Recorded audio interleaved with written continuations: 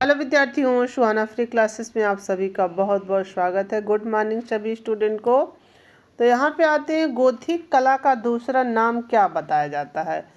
जो गोथिक कला का हमने बताया था, जन्म कहाँ पे होता है, डेनिश गिरजाघर, निर्देशन कहाँ होता है, चार्टिस्ट गिरजाघर, ऐसे सभी चीज़ें बताई थी।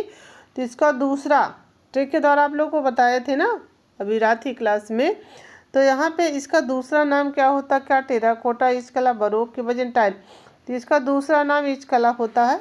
बी आपका करेक्ट आंसर होता है, बी। तो यहाँ पे कलकत्ता ग्रुप की स्थापना, कलकत्ता ग्रुप की स्थापना प्रदोष दास गुप्ता द्वारा कब हुआ था। प्रदोष दास गुप्ता नहीं रहेंगे तो वहाँ पे निरोध मजूमदार को सही किया जाएगा। फिर यहाँ पे उसकी स्थापना के साथ और भी चीज़ें आप लोगों को बताए हैं। क्या है, कंपनी, बार बार चीज़ों को बताते रहेंगे। कंपनी, किशनगढ़ और विवान सुंदरम, गीता कपूर, सभी का ये दो कलाकार का जन्म। और गीता कपूर कला समीक्षक इतिहासकार, विवान सुंदरम उनके पति, जो आपके शिमला में जन्म इनका होता। किशनगढ़ शैली की खोज यहाँ पे करते हैं। और फिर पीसी मानक करते हैं ना। यहाँ पे कई चीज़ें एक साथ बताए थे आपका से सभी चीज़ें होगी ना, कलकत्ता, कंपनी, किशनगढ़। तो एक साथ कई चीज़ों को आपको याद करना है। तो यहाँ पे एरिक डिकिंसन ने जो यहाँ पे किशनगढ़ शैली की खोज, पीसी मानक ने 1943 में इसकी खोज। तो यहाँ पे आते हैं जो 1943, इसका बी वाला, इसका भी बी आंसर सही होगा। साल्वाडोर डाली का जन्म 1904 में, याद रखिएगा। इसी समय विनोद बिहारी मुखर्जी, एक कलाकार के साथ दूसरा है जो भारत वाले कलाकार को भी याद रखते हैं, 1904 में। यहाँ पे कब इनका जन्म होता, 1904 में। कहाँ पे, स्पेन। तो ब्राक महोदय, पिकासो महोदय, और आपके कौन हो गए, पिकासो, ब्राक और साल्वाडोर डाली, और एक कलाकार और थे, गोया। ये चारों कलाकार कहाँ के हैं, स्पेनिश कलाकार हैं। तो एक साथ में बार्सिलोना, स्पेन में आप लोग याद रखेंगे। तो स्वर्णिम विभाजन का सिद्धांत किस लोगों ने विकसित किया है। तो आपके कौन हो जाते हैं, यूनानी। कहीं ग्रीक भी लिख के आता हो तो ग्रीक लिखा रहा है, यूनानी, दोनों एक ही चीज़ें हैं। आप लोग इसमें कंफ्यूज मत होइएगा। कंपनी शैली का निर्माण किन दो शैलियों के मिश्रण से होता है। तो क्या मुगल ईरानी, पाश्चात्य ईरानी, राजस्थानी पहाड़ी, किनमें से कोई नहीं। तो मुगल प्लस ईरानी शैली से कंपनी शैली की। इसके बाद जब इसका कहते नहीं है, जो सतीश गुजराल ने म्यूरल यानी भित्ति चित्र होता है, जो म्यूरल की रचना की सामग्री क्या होती थी। तो क्या स्टेन ग्लास था, सिरेमिक था, टाइल्स था, या टेम्परा। तो यहाँ पे जो सिरेमिक इसका माध्यम था, सिरेमिक बी वाला। यहाँ पे 2.5 दिन का झोपड़ा जो अजमेर में स्थित है, कहाँ पे, अजमेर में स्थित है, वह किस शासक द्वारा बनवाया गया था। क्या अलाउद्दीन खिलजी, कुतुबुद्दीन ऐबक, शाहजहाँ की शेरशाह सूरी। तो कुतुबुद्दीन ऐबक, और जो जिन्होंने अपने कुतुब मीनार बनाया था, वही 2.5 दिन का झोपड़ा भी बनाया था। फहाद कला प्रदर्शनी इसीलिए जल्दी ही बना, तो इसीलिए 2.5 दिन का झोपड़ा 2.5 दिन में था, उसका नाम ही पड़ गया। तो फहाद कला प्रदर्शनी कब हुई थी। तो आपकी 1901, 1905, 1903। तो 1905 याद रखिएगा। राम गोपाल विजयवर्गीय का जन्म भी आप लोग याद रखेंगे। कैसे, जब भारत माता पेंटिंग बनाई आपके, किसने भारत माता को बनाया, अवनी बाबू ने, तब राम गोपाल कहेंगे विजय। तो विजयी होते हैं तो भारत माता की जय बोलते हैं। राम गोपाल विजयवर्गीय का जन्म 1905, फहाद की कला प्रदर्शनी भी 1905। अब यहाँ पे फिर आते हैं हम, संयोजन का सिद्धांत में इसमें कौन सा नहीं है।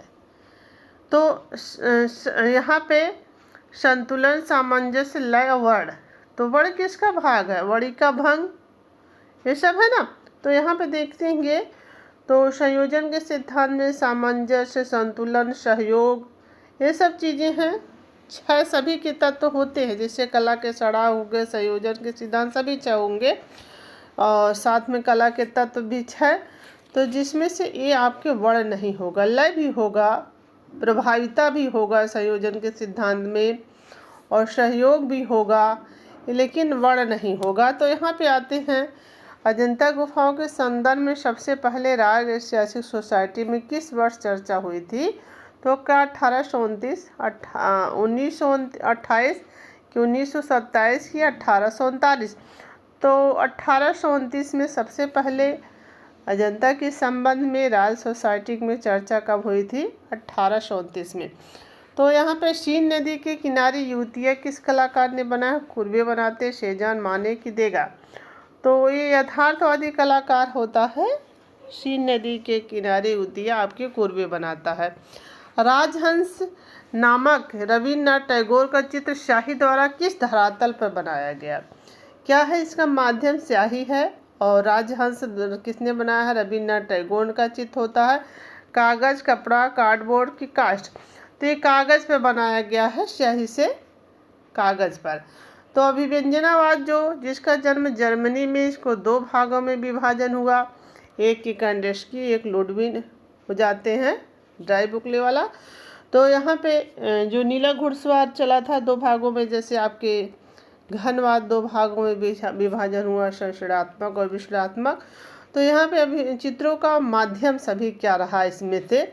तो जहाँ से मुंक है, एडवर्ड मुंक है, कंडेस्की हैं, इधर वाले नीला घुड़सवार वाले। तो ये देखिए तैल माध्यम में अभिव्यंजनावादी चित्रों का सबसे ज़्यादा माध्यम रहा है। कला विषयक संपूर्ण ग्रंथ कौन सा? इसमें कला विषयक संपूर्ण ग्रंथ कौन सा होता है? क्या विष्णुधर्मोत्तर पुराण की चित्रलक्षण की मानसार सम्रांगण सूत्रधार? तो इसमें से कला विषयक चित्रों में संपूर्ण ग्रंथ माना जाता चित्रलक्षण, जो भयजीत द्वारा, नग्नजीत, भयजीत या नग्नजीत।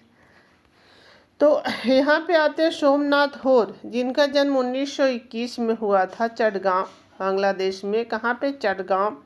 ये बहुत पूछा जाता है जो ये सब चीज़ें हैं। तो यहाँ पे आते हैं, इनका प्रसिद्धि कहते नहीं माध्यम कि किस लिए प्रसिद्ध होते हैं? तो क्या धातु, सिरेमिक, ग्लास कि आपके टेराकोटा? तो ये धातु माध्यम के लिए जो ये काफ़ी प्रसिद्ध होते हैं। मैं चित्र नहीं जख्म बनाता हूँ, ऐसी चीज़ें इन्होंने कहा है ना, जो आपके पेपर पल्स में बनाए हैं माध्यम, ये सब इनका माध्यम धातु ये देखते हैं। तो यहाँ पे आते हैं, पश्चिमी क्षेत्रीय सांस्कृतिक केंद्र कहाँ पर स्थित है? पश्चिम बंगाल, इलाहाबाद, उदयपुर कि आपके कहाँ? जयपुर। जयपुर दो बार लिखा गया है, मिसप्रिंट हो गया है। तो यहाँ पे आते हैं, तो ये जो उदयपुर है किसकी उपशैली है? यही उदयपुर पश्चिमी सांस्कृतिक केंद्र, और पूर्वी के अंतर्गत ये पश्चिम बंगाल आएगा। तो पूर्वी कलकत्ता और यही पश्चिम बंगाल होगा। उदय हमने बताया था, एक सूर्य बना के हमने आपको बताया था कि यही सूर्य को जिधर पश्चिम के तरफ उदय करिएगा, पूरब की तरफ नहीं, पूर्वी वाला पश्चिम बंगाल हो जाएगा, पूरब वाला पश्चिम हो जाएगा, और जो वाला होता सूर्य को कहाँ से उदय करेंगे? यहाँ से। तो ऐसे ट्रिक के द्वारा आप लोग क्लास को पढ़ते रहिएगा, और सभी लोग लाइक शेयर सब्सक्राइब ज़रूर किया करिएगा, कमेंट भी करिएगा, और एक रचना पूछेंगे उसको भी आप लोग बताएंगे। एक है सफ़ेद धागे,